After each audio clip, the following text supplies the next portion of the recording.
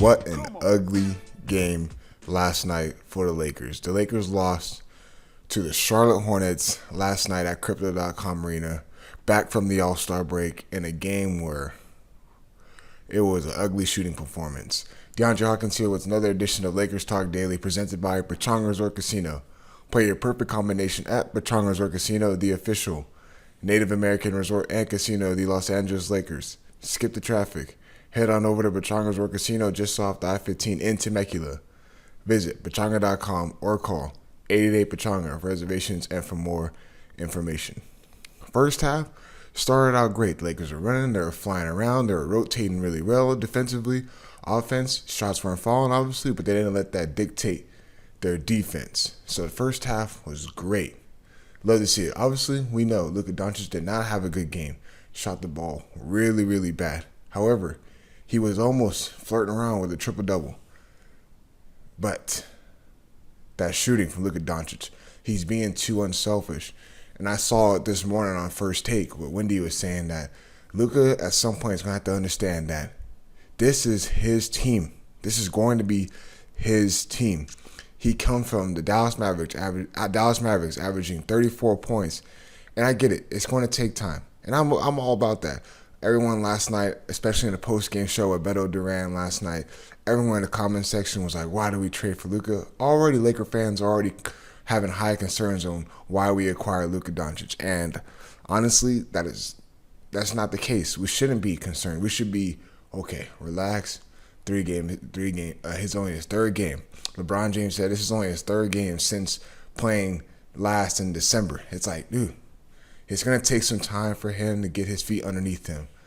However, I saw some clips last night, and what the Hornets did in that second half, and let me just start off by saying this. Before I get into the details of what Lakers can get better at and what they need to do if they want to have success for the rest of the season. I get it. All-Star break, players are getting comfortable. They're not going back. They're not coming back with that high energy and high effort. We get it. JJ Redick said that at All-Star break, sometimes it can take a toll on you, but sometimes you can come back refreshed, energized. It looked like the Lakers were a little sluggish last night. Looked like they did take that time off, the well-needed time off. But that second half, when Austin Reeves was single-handedly doing a great job, he was he was playmaking, going to the basket, knocking down shots, and I vividly remember that one play where he blew by a defender on the right wing, threw that nice pass to Rui Hachimura, who cut from the left wing, and Rui got a dunk. After that, the game turned around. Austin Reeves, the next possession, came down, thought he was fouled, obviously received a technical foul. Cool. He was cursing at the ref. We understand that. Then received a second technical foul right after that, and we know that leads to an ejection. Don't understand why he got ejected. Refs can't be sensitive in that situation. The emotions were high.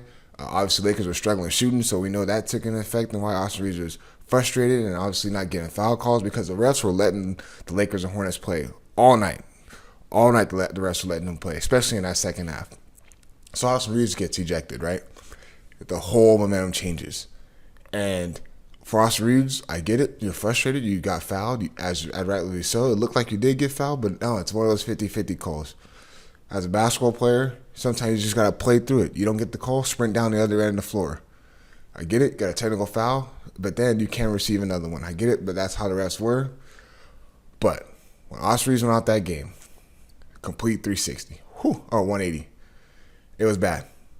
It was bad. A complete 180. And defense showed. The Hornets were getting everything they want in that second half. Driving to the basket, knocking down open shots, and the momentum completely went on their side. 51 threes for the Lakers is not going to get it done. There's no need to be shooting 51 3-pointers, especially against a team like the Charlotte Hornets. You got to find ways to get to the basket. You got to find ways to score, get fouled, get to the free throw line. I know the refs weren't calling nothing, but that's when you got to be a little bit more aggressive. And like LeBron showed it. He was getting fouled a couple of times, and he went down with that vicious dunk on Mark Williams. Got to be a little more aggressive. Lakers were settling all night in that second half, and I just don't understand. There's no need to shoot 51 threes, especially when you're not making them. That's when you got to find the grit and grind baskets. But in that last stretch, so the third quarter was horrendous. Then that fourth quarter comes, And Lakers are still in the mix. Lakers still had a chance to win that game through the hands of LeBron James. LeBron James completely took over that fourth quarter. Obviously, he missed the game tying shot. It's all good. LeBron single-handedly did a great job in that second half of leading this team and at least putting them in a chance to win the game. But saw some clips, and this is going to be the Lakers' problems, and this is going to be concerns going forward. Is the Hornets wanted to switch every single time with Luka Doncic. They try to pick apart Luka Doncic on that defensive end. Every single thing, whoever Luka Doncic was guarding, they were getting that pick and roll, and they were trying to get the switch, which led to Lakers having to double, and they had to rotate, and they were in scramble mode, which means there was an open man somewhere for the Hornets. And the Hornets found the open man and knocked down shots. So I don't know what the game plan is going to be going forward, but Luka is going to have to take that next step and taking pride in that defensive end, because you cannot have a guy being single-handedly getting picked apart, because that leads to guys having to overhelp, and it leads to the defense getting breaking down and guys getting wide open shots like the Hornets did.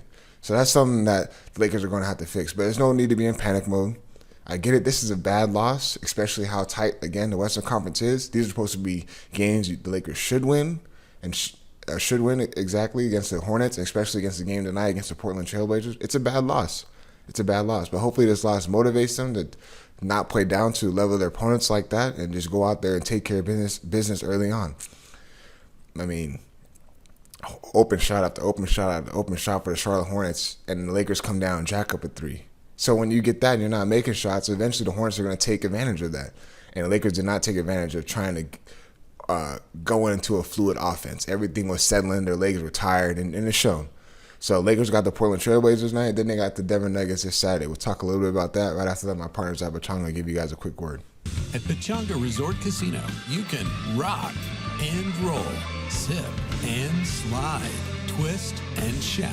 Play your perfect combination at Pechanga Resort Casino, official Indian gaming sponsor of the Lakers. Look, take care of business tonight against the Portland Trailblazers. They're a team who has done a great job in those last couple weeks before the All-Star break. They're a team that's going to come out there and play hard, especially on the road. Take care of business. Then you got the Denver Nuggets. This is the big game this Saturday against the Denver Nuggets, especially when it's on ABC, ESPN on ABC. Got to be able to be ready to go for that game. And this against the Nuggets is going to show where this Lakers team is at. Where are they at? Are they capable of beating a Nuggets team in the playoffs? Are they capable of handling business on the road, especially against the Denver Nuggets? I'm definitely excited because this Saturday, I'm telling you, is going to be the real test. But it's going to take all five. It's going to take all four off the bench. The rotations. It's going to get better, and JJ is going to get better. This team is going to get better. They're going to figure out the little miscues. They're going to figure out the issues. They're going to work on it. It's going to take time. It's going to take a couple weeks to figure out, okay, the spacing, the fitting, where Luka Doncic can be selfish, where it's time for him to be unselfish. For LeBron James, it's time for him to be selfish, and where he can be unselfish. And Austin Reeves, the same thing. They're going to find the mix. They're going to find the groove. It's okay to have a loss like this. I know everyone's saying, well, there's 30 games left in the season. Again, you take losses like this to learn from them. But looking forward to tonight's game and Saturday's game against the Denver Nuggets. As always, appreciate you guys tuning in. Peace.